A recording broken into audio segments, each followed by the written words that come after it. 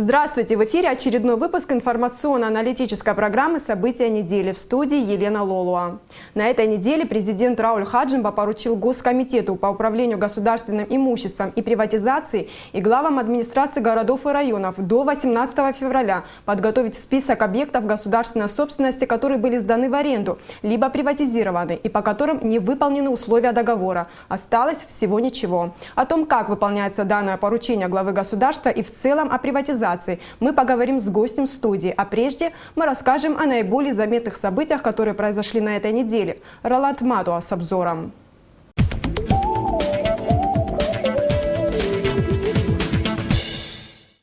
9 февраля Министерство иностранных дел Абхазии прокомментировало требования генсека НАТО Столтенберга к России отозвать свое решение о признании независимости Абхазии и Южной Осетии.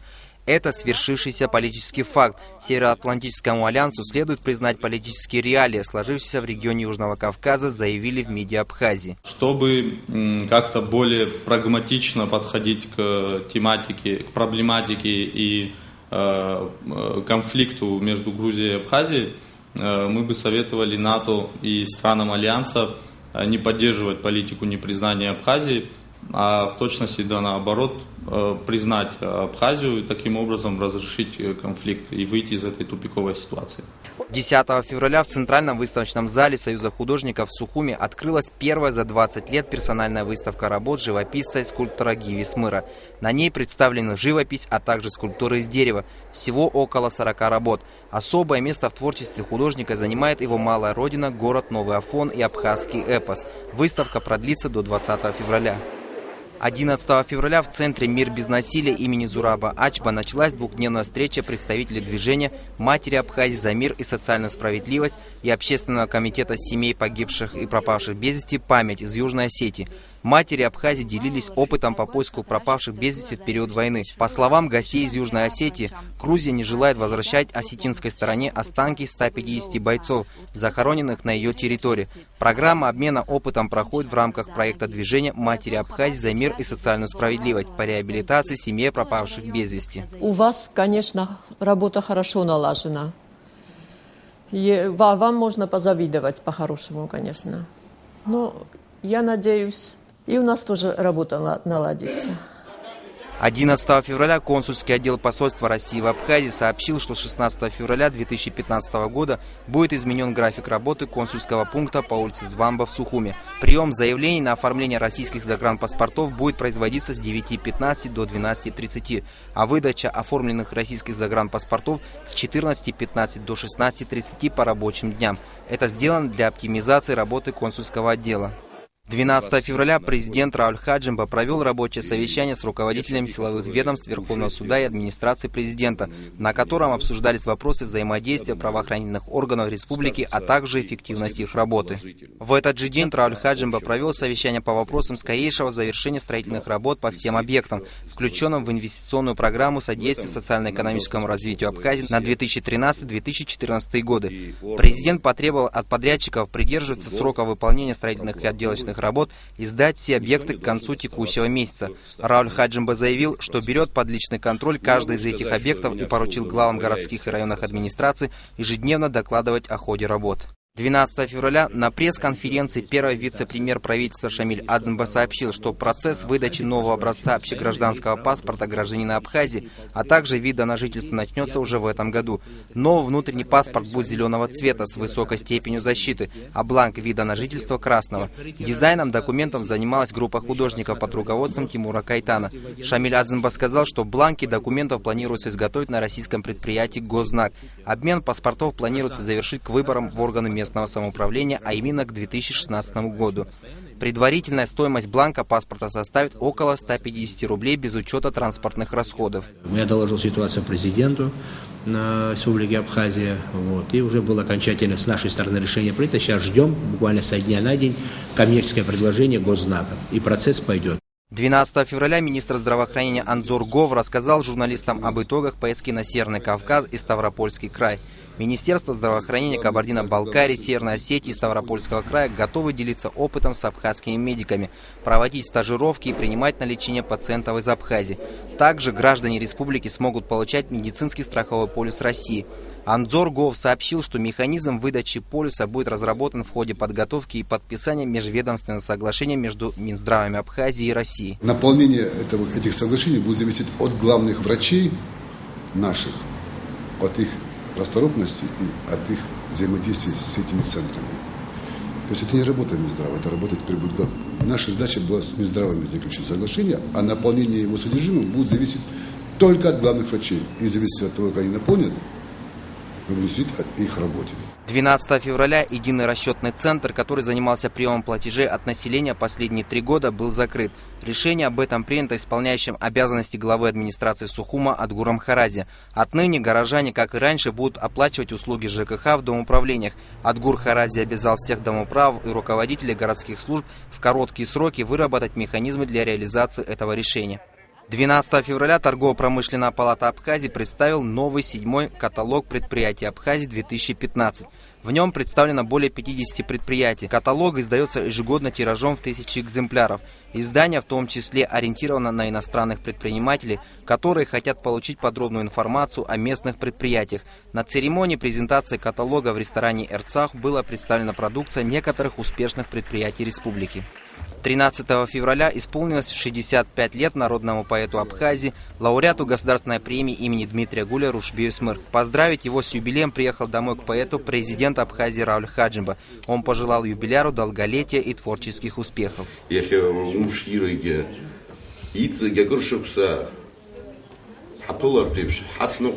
Парламент Абхазии принял решение обратиться к национальным ассамблеям Кубы, Эквадора, Боливии, законодательным органам Антигуа и Барбуды, Сент-Люсии и Доминики с просьбой о признании независимости Республики Абхазия. Это решение было принято на заседании сессии в пятницу 13 февраля. Среди обсужденных и принятых вопрос об утверждении сметы расходов на содержание Национального банка Абхазии на 2015 год. Парламент также внес изменения в закон о контрольной палате, согласно которым группа депутатов сможет предлагать кандидатуру на должность председателя контрольной палаты.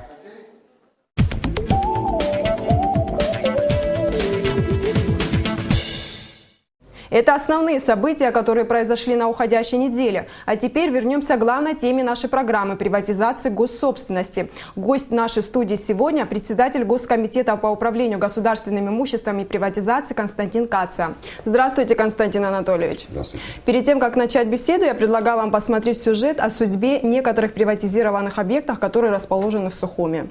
Давайте посмотрим. Объектов, которые со времен войны остались нетронутыми, по республике великое множество. Мы прошлись по некоторым из них и выяснили, кому они принадлежат и как давно в таком состоянии. Гостиница «Абхазия», вмещавшая 90 номеров, была возведена в 1936 году. Позже здесь находилась штаб-квартира абхазского отделения «Интуриста». Считалось, что отель был одним из лучших во всем Советском Союзе. Однако в 1985 году сильный пожар серьезно повредил здание. С тех пор оно закрыто на реконструкцию.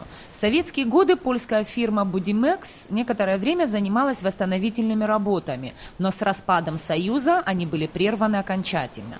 Затем еще долгие 15 лет объект ждал начала новой жизни. В 2008 году гостиница «Абхазия» была приобретена компанией «Континенталь» за $2 миллиона. За $800 тысяч она же купила гостиницу «Тхуарчал». Одним из основных условий было восстановить в течение 2 или 3 лет. Срок прошел, и второго продления тоже. Часть комплекса, вот в частности гостиницу «Тхуарчал», которую они покупали отдельно от гостиницы «Абхазия», но это единый комплекс. Значит, они фасады восстановили первый этаж, сделали ревизию, восстановили коммуникации, водоподводящие, водоотводящие. Ну, самая серьезная работа, это, конечно, по укреплению фундаментов. Но это, тем не менее, основное свое обязательство восстановить в определенный срок они не выполнили. Здание ЦУМа на берегу моря в Сухуме до войны посещал каждый. Глядя на него сегодня, трудно предположить, что когда-то здесь кипела жизнь. И сотни людей приезжали сюда из разных городов и районов страны. Все послевоенные годы объект простаивал, не было желающих его приобрести или арендовать. В 2006 году за 1 200 000 рублей бывшее здание ЦУМ приобрела в собственность фирма «Абхазский инвестиционный путь» и ООО «СП Алор Апсны».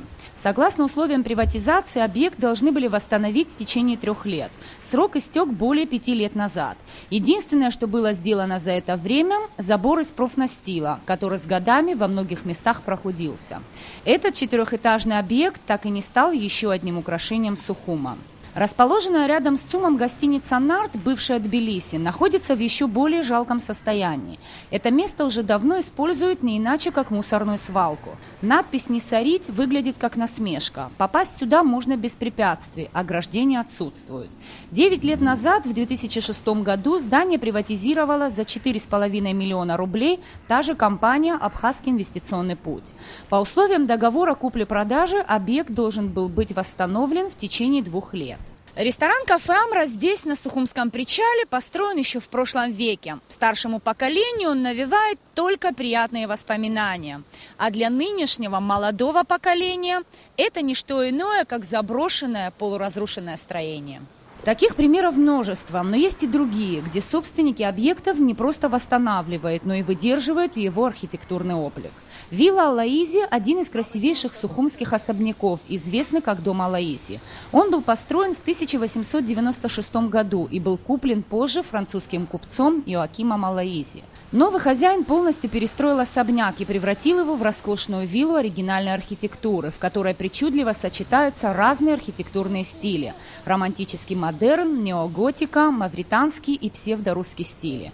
После революции 1917 года в здании сделали коммуналку. Долгие годы вилла находилась в аварийном состоянии и пустовала. В 2008 году фирма «Наида» в лице генерального директора Даура Маргания приватизировала объект за 1 миллион рублей. На восстановление собственникам было дано 3 года. По словам строителей, примерно через 5 месяцев фасад здания будет готов. За прошедший год в Сухуми было приватизировано всего 4 объекта. Эта цифра может означать и то, что объекты для приватизации в столице иссякли, и то, что инвестор не проявляет к ним никакого внимания. Так или иначе, заброшенных, недостроенных объектов, находящихся в собственности или аренде, великое множество. И они по-прежнему портят вид не только столицы, но и всей республики в целом. Нис Фаршба, Георгий Кутарба, Абхазское телевидение. Константин Анатольевич, расскажите, пожалуйста, как исполняется поручение президента подготовить список объектов госсобственности, которые были сданы в аренду либо приватизированы, и по которым не выполняются условия договора? Ну, такое поручение дано не только Госскому имуществу, но главам администрации. Я буду говорить только за Госское имущество. У нас практически информация вся готова, практически сформированы все эти списки, и в ближайшее время, в ближайший выходной день мы представим эти данные президенту Республики Абхазия. Скажите, пожалуйста, сколько объектов в этом списке? Значит, по приватизированным объектам, необходимо учитывать, что в этом списке не только объекты санаторно-курортного назначения, но объекты разного функционального назначения, и производственные, и торговые есть, в частности ЦУМ. Значит, приватизированных объектов 30 и 7 арендованных объектов. Из приватизированных объектов санаторно-курортного назначения какое количество эксплуатируется? Я опять буду говорить только за объекты республиканской собственности. Их немало. Можно привести примеры. К примеру, вот я сейчас скажу вам. Гостиница «Рица», что было наглядно в Сухуме, приватизированный объект. Тургостиница «Сухум», в Гагрском районе санаторий «Москва», военный санаторий «Гагра», тоже приватизированный Сухум, гостиница «Закавказье», «Сосновая роща». На самом деле, из общего количества их не так мало. Процесс приватизации госимущества начался, вы можете меня поправить, в 2002 году. С тех пор сколько объектов было продано?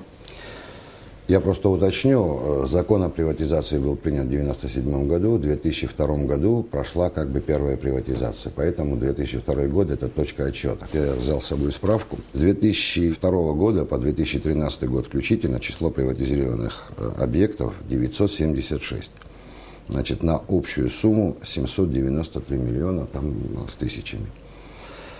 Значит, значительную часть этих средств это при приватизации объектов республиканской собственности 607 миллионов и 186 миллионов это по объектам местной собственности.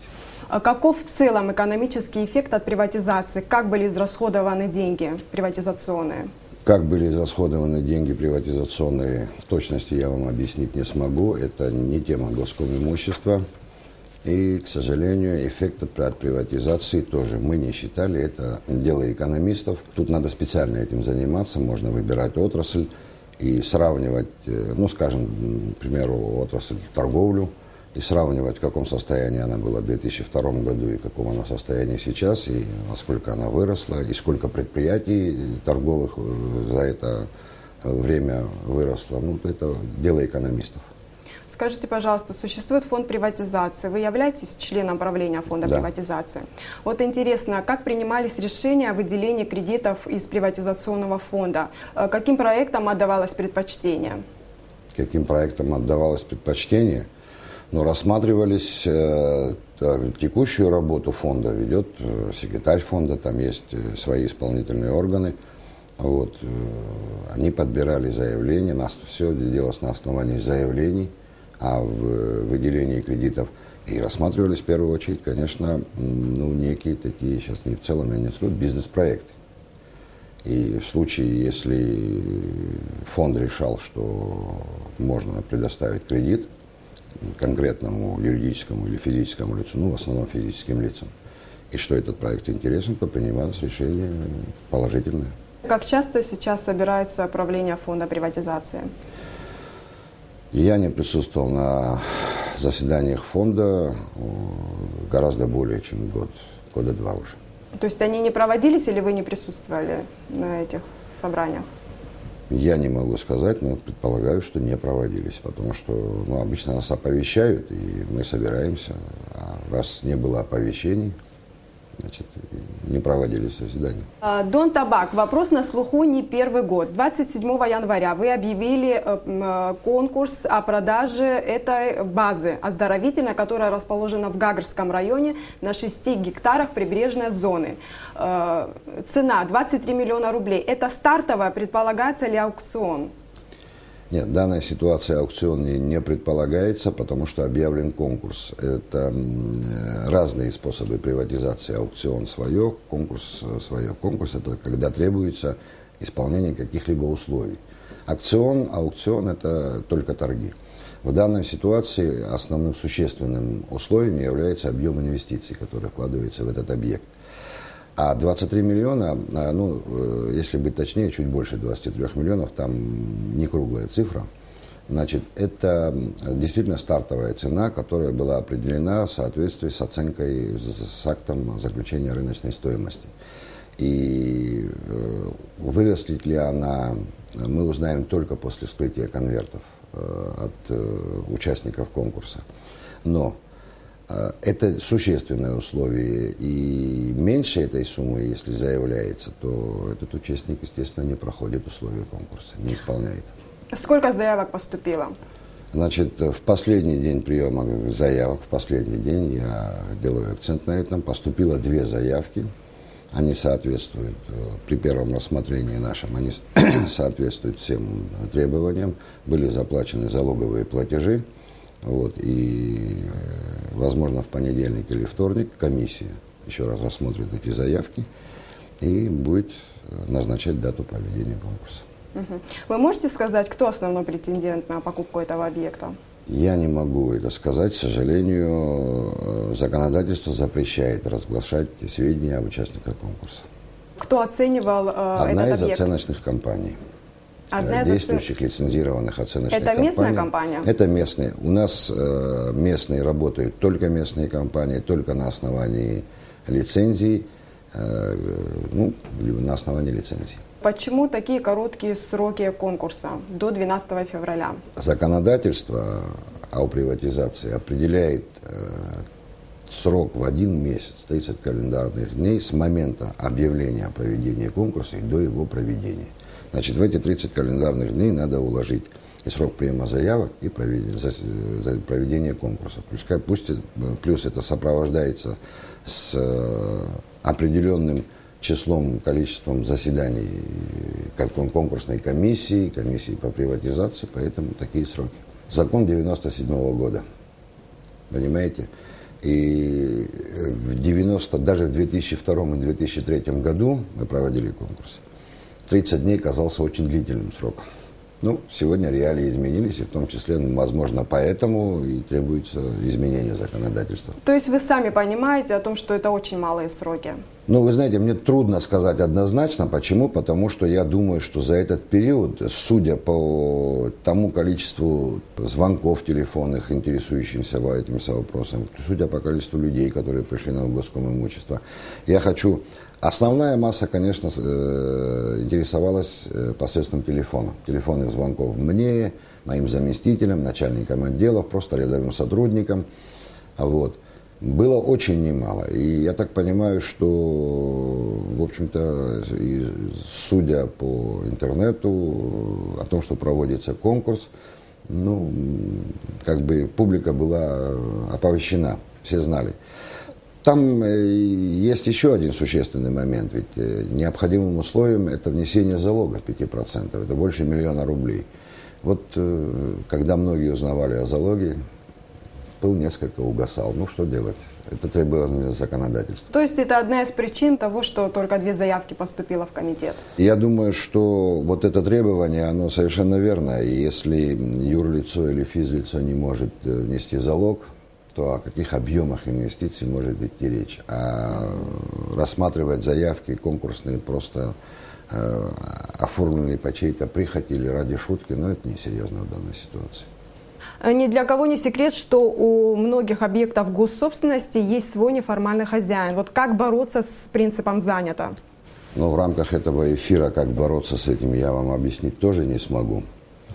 А вот тут, на мой взгляд, нужно общее государственное решение. Действительно, такой принцип не просто существует, но и в достаточно большой степени мешает работа, в частности, госкомимущества. Я думаю, что не только госкомимущества, но и администрациям, а все исполнительные власти. Я единственное могу выразить свое мнение, что необходимо, наверное, помимо существующего законодательства, еще рассмотреть вопросы ответственности собственников объектов и выразить это в каком-то нормативном или даже законодательном документе, чтобы исполнительная власть на полном легитимном основании могла иметь перечень действий, которые считаются нарушениями, штрафовать за них и административно наказывать, и в том числе в более легкой степени ввести действия, направленные на расторжение договоров. В чьей собственности находится ресторан «Амра», который расположен на Сухумской набережной? Ресторан «Амра» является собственностью администрации, государственной собственностью администрации города Сухум. Как избежать перепродажи объектов, больших объектов лицам, к примеру, которые принимали участие в грузино-абхазской войне? Есть ли механизмы какие-то? Конечно, есть механизмы. Дело в том, что даже в действующем приватизационном законодательстве есть упоминание о том, что покупателями объектов могут быть лица, признанные покупателями на территории Республики Абхазия. То есть, если существуют на определенных лиц какие-нибудь ограничения на территории нашей страны, то им просто вы имеете в виду перепродажу, то есть вторичную продажу. Я имею в виду перепродажу. То есть нотариальные конторы обязаны проверить недееспособность любого лица, которое принимает участие в сделке. Безусловно, это их обязанность. Но под дееспособностью, я так понимаю, еще правоспособность на предмет приобретения. И не зарегистрировать эту сделку, если есть ограничения на то или иное лицо. Собралась инициативная группа, которая собирает сбор подписей под обращением к президенту Раулю Хаджимба о том, чтобы приостановить процесс приватизации до принятия нового закона о приватизации. Как вы относитесь к этой инициативе? И скажите вот немножко про закон. Действующий закон, вы сказали, от 1997 года. Не устарел ли он? Что надо в нем поменять? Закон о приватизации 1997 года, он ограничивал деятельность в этой области достаточно жестко. Он определял категории объектов, которые можно приватизировать. В новом проекте несколько иной подход. Там определяются категории объектов, которые нельзя приватизировать ни в коем случае. Это какие объекты? Ну, это в первую очередь объекты здравоохранения, социальной направленности. Там достаточно обширный большой перечень. Я сейчас просто и на память его весь вам не перескажу. В первую очередь это социально значимые объекты, безусловно. Вот. И уже по другим объектам он не делает таких ограничений, и это уже собственники, представители собственника, то есть администрации районов и исполнительная власть в лице Кабинета министров горского имущества будет определять возможности приватизации этих объектов. Давайте вернемся к инициативе группы граждан, которые просят президента приостановить приватизацию до принятия закона нового. Решение по этому поводу будет принимать президент. Если даже будет принято по этому поводу положительное решение, распространять эту инициативу на все, безусловно, объекты. Но, во всяком случае, в нашем понимании, как мы понимаем, небольшие объекты, как магазины, там, какие-то кафе и так далее, я не думаю, что в этом смысле надо ограничивать. Это в основном объекты местной собственности, но, тем не менее, такая заминка может нарушить планы наших сограждан, которые вот в данный момент собираются развивать свой бизнес, там, небольшой и так далее. Поэтому мне кажется, что если это возможно, нужно будет определить категории объектов, которые, по которым приватизация будет приостановлена. Я думаю, так будет правильно. Что вы намерены сделать для того, чтобы лучше информировать население о деятельности вашего комитета, сделать вашу работу более прозрачной? На самом деле я не считаю, что деятельность Госкомимущества какая-то закрытая. Я просто предполагаю, что деятельностью Госкомимущества начинают интересоваться в определенный момент какой-то, вот когда есть всплеск. А так мы даже вплоть до того, что издаем специальные информационные справочники, рассылаем их по органам, во всяком случае, в Кабинет министров, парламентариям мы их представляем, которые достаточно так широко отиллюстрированы, журнальчики, которые достаточно широко, правда, без особых пояснений, без текста, там в основном графики и данные иллюстрируют нашу деятельность. Госкомимущество достаточно специфическое, и поверьте мне, что приватизация занимает не самую большую часть деятельности Госкомимущества. Это, меньшую я не скажу, значительную часть, но еще более значительная часть – это вопросы совершенно не связанные ни с приватизацией, ни с арендой. У вас есть свой сайт? Сайт есть. Как часто он наполняется новой информацией? Вы знаете, за этим следят. Новая информация. Какую информацию мы можем... Информация о приватизированных объектах, об объектах, которые выставлены на продажу. Тут я понял ваш подтекст, потому это самое. На сайте мы до сегодняшнего момента не выставляли эти все данные. Это так и не происходит, вы понимаете. Это получается, что надо создать постоянный какой-то каталог, который дополнять. Но на самом деле мы делали иначе. Вот сейчас пройдет этот конкурс, будут его результаты, мы его опубликуем. Понимаете, как требует законодательство. Так, чтобы создать единую базу данных, которая сегодня просто в течение всех этих многих лет пополнялась. Так мы не задумывались, такие вещи мы не делали. Это все вопросы, которые мы планировали вам задать. Спасибо, что пришли к нам в студию. Всего вам доброго. Всего хорошего. В студии был председатель Госкомитета по управлению государственным имуществом и приватизации Константин Каци. А сейчас о событиях сегодняшнего дня, 14 февраля, День всех влюбленных. Как этот праздник отмечается в Абхазии, нам расскажет Сария Смыр. Считается, что День Святого Валентина – самый романтичный праздник. Во всем мире его принято отмечать как День всех влюбленных. Мужчины и женщины, мальчики и девушки обмениваются валентинками, поздравительными открытками в форме сердечек. Эта традиция появилась очень давно, еще в VII веке. И вот как это было. В 269 году римский император Клавдий II запретил своим легионерам жениться, чтобы семья не отвлекала их от военных дел. Но нашелся единственный во всем Риме христианский проповедник Валентин, который сочувствовал возлюбленным и старался им помочь.